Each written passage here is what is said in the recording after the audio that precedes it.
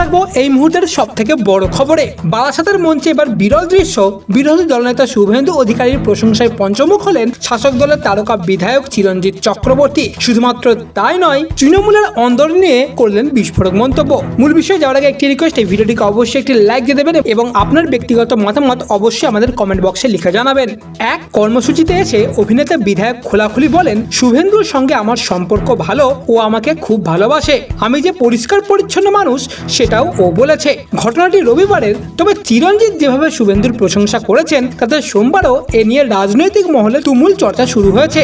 রাজনৈতিক মহলের সঙ্গে সঙ্গে প্রশ্ন উঠতে শুরু করেছে, হঠাৎ কেন শাসক দলের বিধায়ক বিরোধী শিবিরের নেতার গুণগান করতে শুরু করেছেন। এর আগে কন্যা সুরক্ষা যাত্রায় এসে চিরঞ্জিতকে বসন্তের কোকিল বলে কটাক্ষ করেছিলেন শুভেন্দু অধিকারী। সেই প্রসঙ্গ উঠতেই আক্রমণ না করে বরং শুভেন্দুর প্রশংসাই করলেন তিনি। তবে ভোটারদের মধ্যে জনপ্রিয়তা কমছে তা অকপটে মেনে নিলেন অভিনেতা চিরঞ্জিত। যত দিন যাবে তারকাদের মতো জনপ্রিয়তাও কমবে। আগে কর্মসূচিতে যে ভিড় হতো এখন আর হয় না। 26-এর ভোটে প্রার্থী হলে জিতবো কিনা তা নিয়ে সন্দেহ হয়। তবে আপনাদের জানিয়ে রাখি, 26-এর ভোটে বারাসাত থেকে একাধিক দাবিদারের নাম ঘোরাফেরা করছে।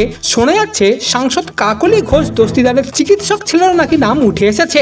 এরপরে রাজনৈতিক মহলে এখন গুঞ্জন, এই প্রশংসা কি কেবল সৌজন্য নাকি ভোটের আগে বারাসাতের রাজনীতিতে নতুন সমীকরণের ইঙ্গিত দিচ্ছে?